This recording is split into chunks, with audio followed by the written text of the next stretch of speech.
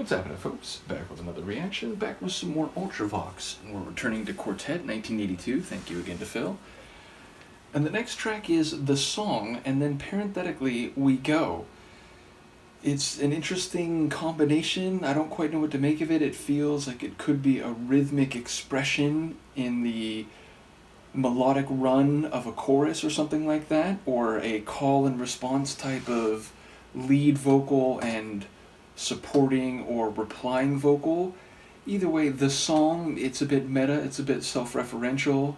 We Go suggests collective motion, and that could of course be more figurative, the idea of going meaning committing to something, doing something, not waiting, not wondering if you should stand firm or engage. So yeah, it feels like it might be a positive expression of activity, and yet at the same time it's referencing the song. So I don't quite know what to make of it. It's a cheeky little title. We'll see what I can pick up on a first listen.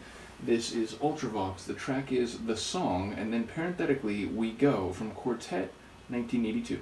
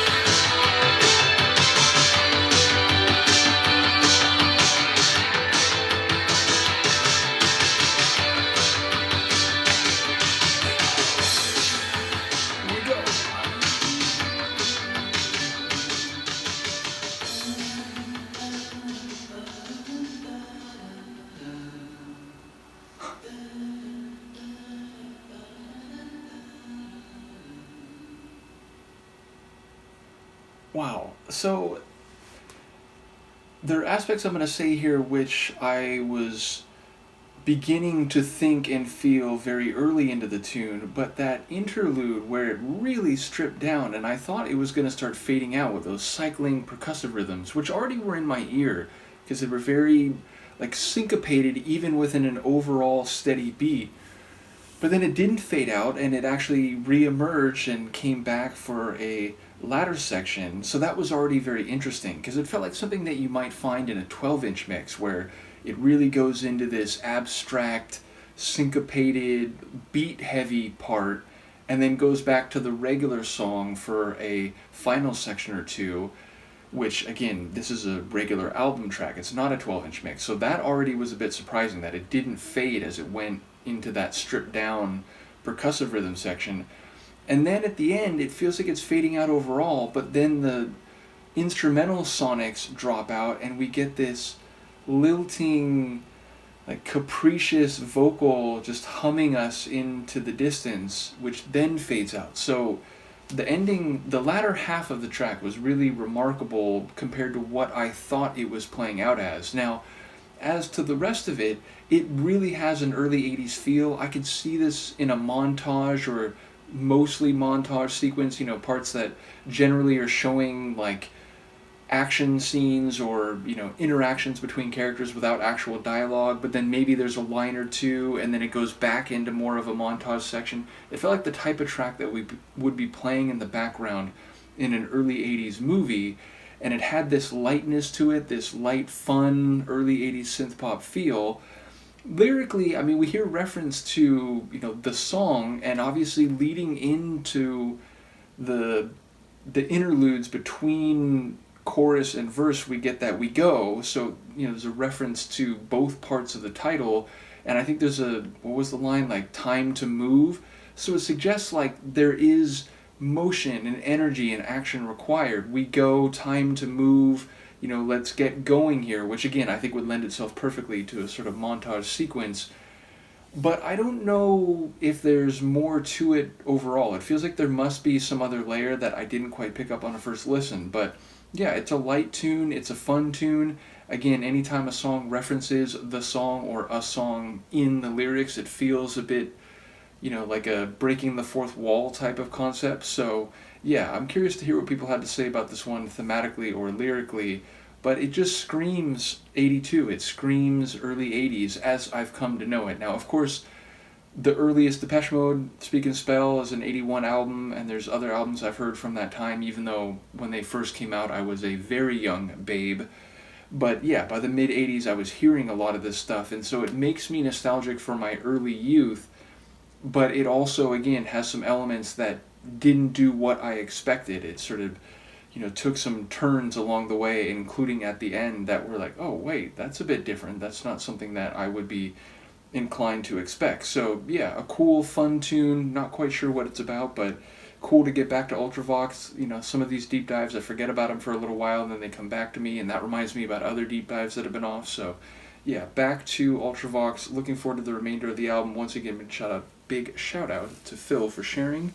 And from Luca and I, we will see you next time. Peace.